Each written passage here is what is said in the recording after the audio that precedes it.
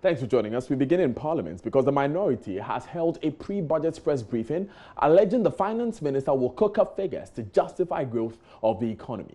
Minority leader Haruna Idrisu addressed the media. My colleague Kwesi Parker-Wilson joins me with details. Parker, tell us a bit more about what the minority has been saying about the finance minister. Okay, so Daniel, the minority is telling Ghanaians that we shouldn't expect anything new from government, and of course the finance minister, who is scheduled to present the 2020 budget in Parliament on Wednesday. Now, these are the reasons for them. Over the years, or the 3 years under the leadership of Nana Addo Dankwa-Akufo-Addo, he has run down the economy, and as they speak to us at the moment, the economy has taken a nosedive. In fact, the ranking member of the Finance Committee, Ato Forsen, who is addressing the media, says that if you go to the oil sector or the oil industry, government has done zero, and that the policies they've introduced over the years have worsened the situation, contributing to the high level of unemployment in the country, and the talk about productivity is quite unproductive under the leadership of Nana Addo Dankwa-Akufo-Addo. So what they are saying is that government has run out the economy, and they are expecting government to come and tell Ghanaians what the real state of the Ghanaian economy is. The finance minister shouldn't massage the figures to hide what the real state of the economy is, but rather be transparent and clean to the people of this country. And they are saying that should the finance minister fail to do that on Wednesday, they would block the approval of the budget and let Ghanaians know that the finance minister is deceiving the people of this country, and they are not being candid to the people of this country. Thank you very much, Kwesi Parker-Wilson, for those updates. We will be getting that majority reaction and more developments on the story later in the day.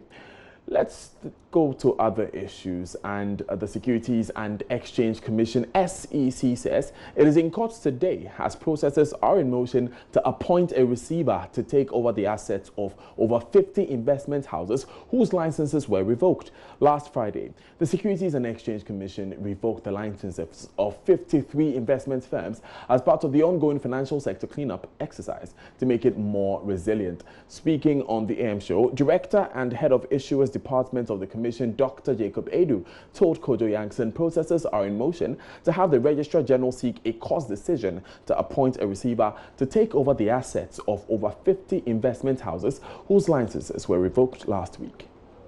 As at now, the monies are in the investments that the fund managers claim to have put those monies into. Right. What will be done going forward is that the SEC does not have the power to directly appoint a liquidator. Okay. So the Registrar General will now go to court to petition the court to appoint it as the liquidator.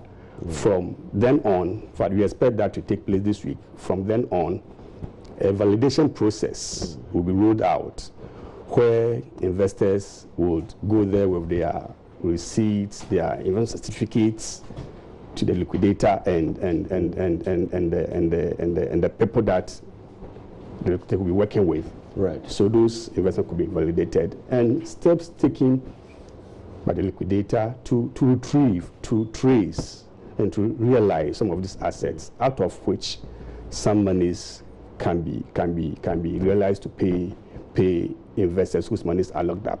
And even before then,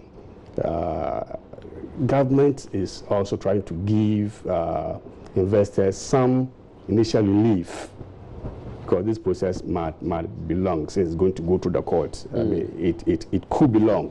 So government in the meantime will provide some relief to investors as we wait for the liquidator to realize the assets to the fullest extent possible and pay investors whose money is Can you tell us a bit more about this relief from government? How will it work? How much will it be?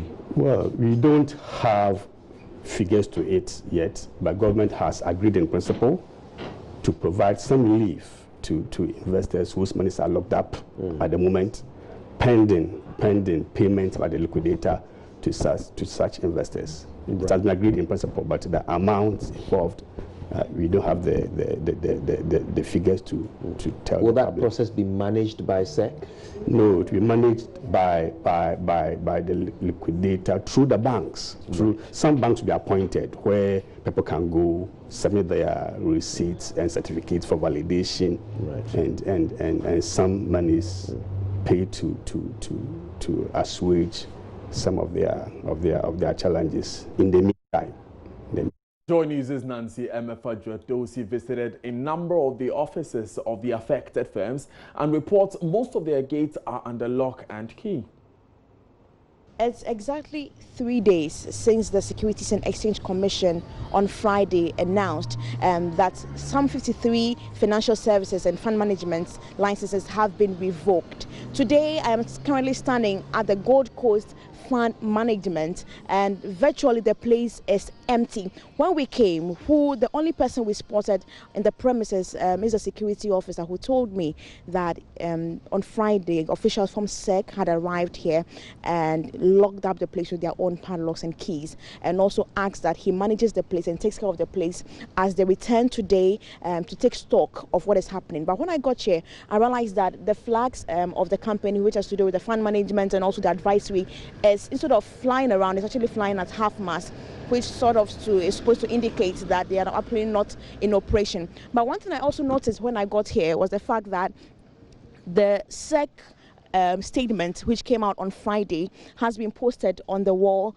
of this particular company, which is now defunct. And so if you get close, you'd see that all the 5 pages of this particular statement by the Securities and Exchange Commission have been posted. So here you see notice of revocation of license of fund management companies and notification of the registrar of companies notice. All these particular 5 notices, which contains the name of Gold Coast Securities, have been posted here just to indicate to customers and also investors that the company is currently defunct. And so basically here at the Gold Coast Securities, nothing is happening. We were expecting earlier that at least we would have customers massing up here to find out what exactly is happening. But we've been here for the past 20 to 30 minutes and absolutely nothing is happening, except that, you know, the security man who is in there is still keeping the place clean and doing his work as instructed by the Securities and Exchange Commission.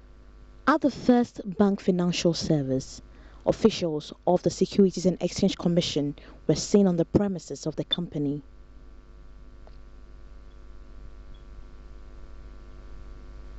Security men were standing by the gate, waiting to turn away customers who have plans of entering the premises of the company.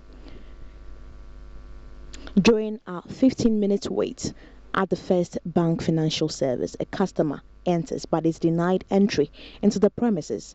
He tells JoyNews the money he has is meant for his wife's operation. We are all Ghanaians. Akufo-Addo, we vote for you. So unjidia, koran kobisa mama. Since from Friday, I couldn't sleep on my bed. Almost 70,000. Look, there's a letter here.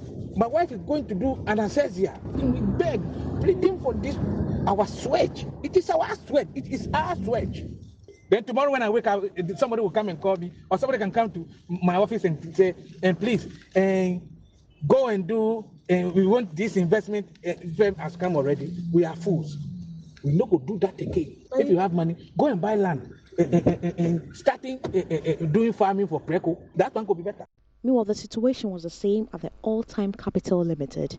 The entire place was closed down, the gates were locked. Officials of SEC are spotted with their laptops on the compound of the company, with the security men waiting to also turn away customers. Meanwhile, the Deputy Director General of the Securities and Exchange Commission, Paul Ababio, urged customers of the over 50 collapsed fund management companies to put their documents together and visited selected offices of the Consolidated Bank Ghana for validation and collection of their funds. He spoke to me on the Super Morning Show. Okay, so there are a couple of things, and from a process perspective, later in the course of today, we'll issue a release on where people can go for their validations. So all those who have investments with any of these affected firms. You're encouraged to collect or gather your investment certificates or whatever documentation you have, and we'll make branches of CBG available. They can go there and copies will be made of their certificates for validation. You're talking about validation? Yes. Which is starting today? Which is starting today, yes. We'll make an announcement on that as well. But let's say validation takes a while, so we'll commence the process. Today we are putting in the framework and the logistics in place. I think from tomorrow customers can start to approach the branches of CBG. Once the announcement comes out, we can commence that process.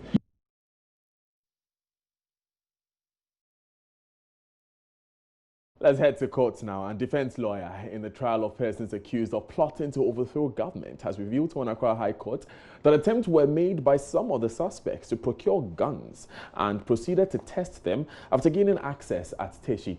Victor Adawudu, who represents 7 of the accused persons, however, maintains those guns were to be used to protect members of the group Take Action Ghana and not meant to overthrow the government. Our man on the ground is Joseph Akable, and he joins us live. Joe, what else do we know about this? And so, Daniel, the latest bite of the bail application which prompted this revelation is to the effect that the court has rejected a request for bail. Justice George Gwede, who is hearing this particular case, has indicated that as far as he's concerned, the individuals were lawfully arrested. They have not been kept for an unreasonable time. And then again, it says the offenses for which they are being investigated are grave offenses with dire consequences. And so it was on that basis, those bases that he proceeded to dismiss the request for bail. In terms of the revelations that we found out today, the first is that the defense lawyers have indeed admitted that they were indeed procured some guns and actually test fired them at station. If you recall, Daniel, those are facts that were put in the very first government statement that came out after the matter broke. Right. And he has explained that it was because the group was formed. Joseph, I'm losing you for a second. If you can reposition yourself, the lines seem to get unclear. You said what happened? So, Daniel, if you can hear me, yes. They did indicate that the members of the Take Action Ghana group were heading to the northern region when they were attacked. And then Mr. Adawudu said a 7 soldier who he insists the state is refusing to arrest and charge proceeded to advise them to get a gun to protect themselves. And so it was that gun that they procured, and that gun was what they used. They testified as station. And so he maintains that it was not meant to overthrow the government. But the state prosecutors disagreed, saying that the state does not just have evidence, but in fact overwhelming evidence that these were individuals who intended to overthrow the constitutionally elected government, for which reason they urged the court to remand them, insisting that they have powers. They are top individuals, including senior military officers, that could interfere with investigations. So it was on those bases that the state process made a case for the bill not to be granted, which has been they have a ruling that favor from the court. Joseph, was any indication given that ACP Dr. Agojo was involved in the procurement and test firing of these guns? No, in fact, his name didn't come up during the application for bail process at all. This relates to the 9 individuals who were earlier arrested, who have been put before the court, and at no point did ACP Dr. Agojo's name come up. Right. Thank you very much, Joseph Akable. When do we expect ACP Dr. Agojo's case to proceed? For Dr. Agojo's case, that case has been adjourned to November 20. As I speak to you now, the accused persons are being moved from here at the High Court to the District Court, where the 9 of them, the accused at the District Court, is supposed to be here. So we are heading to the District Court now, Daniel. Right, we'll get those updates in later bulletins. Thank you very much, Joseph, for joining us. And, of course, for any updates on this particular case as they move to the District Court, stay glued to JoyNews. We stay in court because the Judicial Service Staff Association of Ghana, JUSAG, is meeting the Labour Commission this afternoon following threats to strike. JUSAG is unhappy salary reviews granted in 2016 are yet to be implemented. President of JUSAG, Alex Nate, was on News Desk earlier and said the meeting with the Labour Commission must resolve the substantive matter and not force them to rescind their decision. The Labour Commission is a statutory body whose operations are regulated, and we expect that anything that they do, as far as these issues are concerned, will be within the law. And as law-abiding people, we will work with the law. Yes. We do not expect any miscarriage of justice at our meeting today. Okay. But do you feel that authorities are hiding behind the Labour Commission to compel you, as it were, to just, you know, kind of keep on working and do not complain too much, maybe? As a Labour practitioner myself, I wouldn't want to suspect anybody of anything before I establish it. And so I'm not going to say so. If they do, the processes are clear. They are not a rocket science. Everybody appreciates it. We will detect it from the outcome and we will proceed. You see, the situation, we have some people, key management members of the Judicial Service, who think that the Judicial Service workers only have obligations and responsibilities to work and meet standards, but they don't have rights to exercise.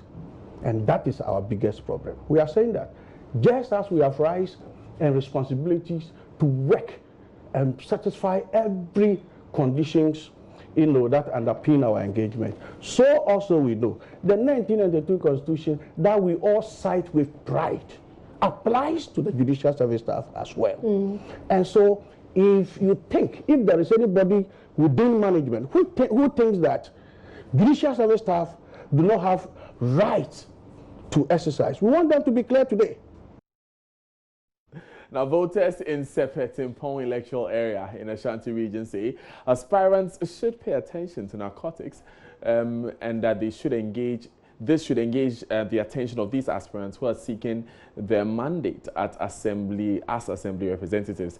Members of the community in Asakore-Mampong municipality say abuse of marijuana and tramadol is on the rise, leading to increased robbery and other crimes. They are demanding a comprehensive plan from each of the aspirants to inform their voting decision in next month's local government elections. Love FM's Nane Aljima witnessed an election forum organized by Entrepreneurship Hub No Business as Usual to bring aspirants face to face with the people. Adjoasa, a mother who fears her children would go to pick up drug addiction habits from their own community. She says, "We are going through hard times here. We have toddlers and teenagers growing up. If their seniors continue to smoke and use other drugs, they are likely to pick it up. We will need help." Adjoa has suffered robbery twice after thieves broke into her house when she was out for work on both occasions. Like many other concerned residents, she believes robberies are a result of increase in abuse of drugs, especially among teenage youth. Former Assembly member Kwame Nkrumah, who is seeking re-election, says pursuit of drug addicts by law enforcement agencies has achieved little in the past 4 years. He proposes the Municipal Assembly invest in vocational training for youth as a solution. They're saying that the devil finds work for an ideal hand.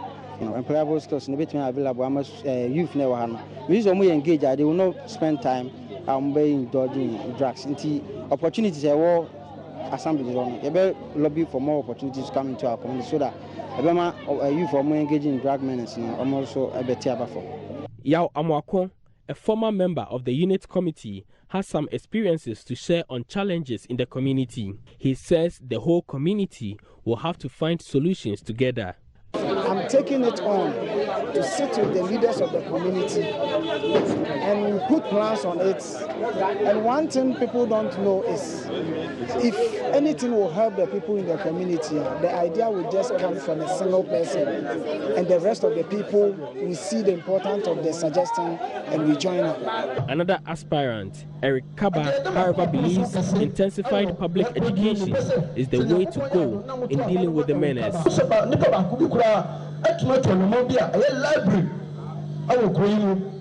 Immediately school is closed, our kids are found at the game centers. It cannot continue like this. We will build a community library to help them learn for their future.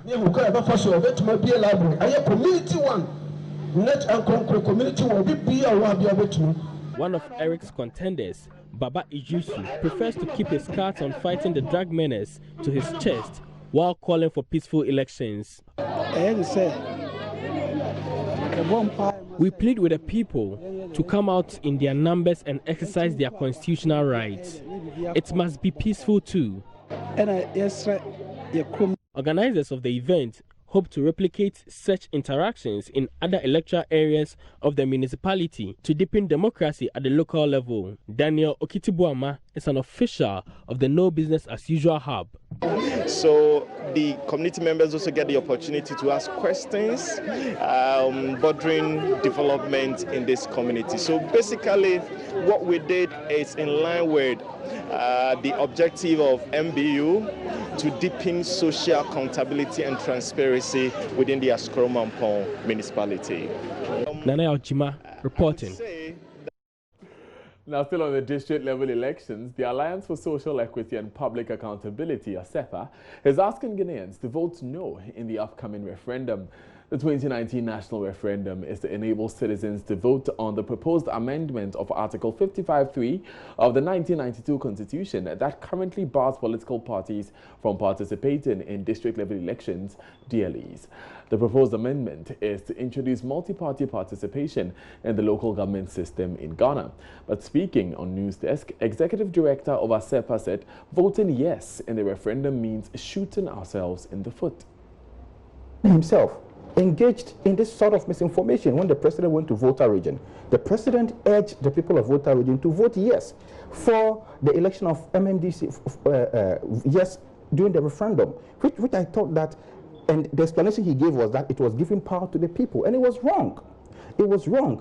And I am surprised why the president, who is a lawyer, who understands these amendments, the amendments of Article 243 and Article 55(4), what this amendment, the president must or is supposed to understand what this amendment seeks to achieve and not supposed to engage in these misinformations. And so we urge on the NCCE, go out there, educate the people openly, let them understand the issues. The people who are supposed to get the message on the ground, let them understand the issues. And we want to urge every Ghanaian, go out there, vote no in this referendum. We cannot allow the politicians to take over everything in this country. Let's leave the local level development, the administration of our assemblies in the hands of the people. And one danger is that, you see, at the local level, we have, teachers, nurses, traders being elected as assembly members. Now, when we allow the politicians to take over, because of how the politicians are going to operate, monetize the system, these local people will not get the opportunity to serve at the assembly level. Now, away from that, the fingers of a 6-year-old boy at Manhia in the Ga West district are rotting away after his guardian pounded his hands and dipped them in boiling water. The boy, who has lost his mother and is currently under the guardianship of his uncle, said he took some soup and fish because he was hungry. But his uncle Nicholas Kwesi got angry and abused him. Jojo Kobna has more. My uncle boiled hot water and dipped my fingers into it. The water was very hot. I wanted to take it out, but he threatened to beat me. And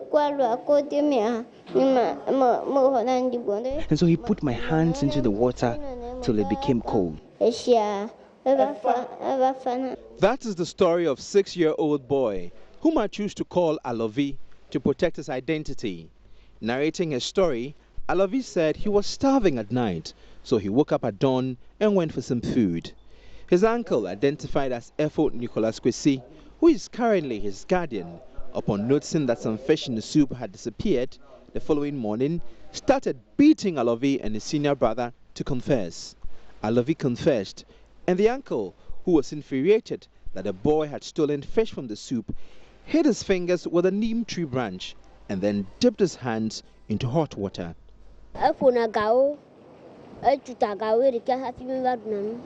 We usually have breakfast after 11 a.m. We had not eaten that morning, and our uncle told us to wait till 1 p.m. to have food. He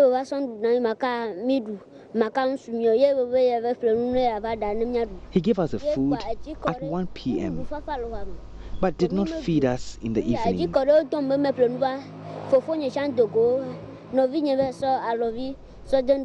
When my brother took the food, he was angry in the morning. He hit him with a belt, then beat him with a neem tree branch. He beats us often.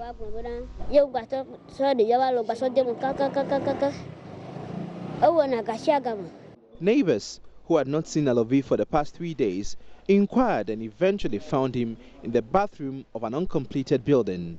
They rescued him and sent Efo Nicholas Kwesi to the Amasaman police station. I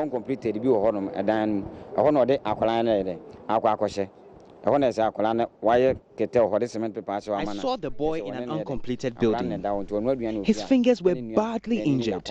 I reported what I saw to elders in the community.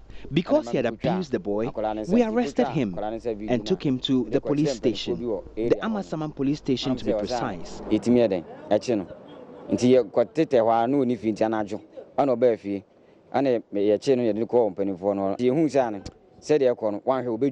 And they gave us medical forms and told us to go to the Amasaman hospital for treatment. Amasaman referred us to the Kolebu Teaching Hospital. At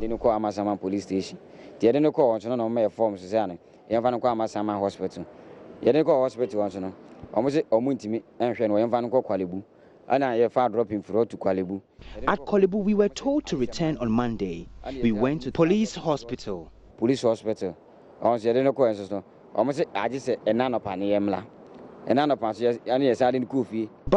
they wanted us to pay some money before treatment, and we had no money.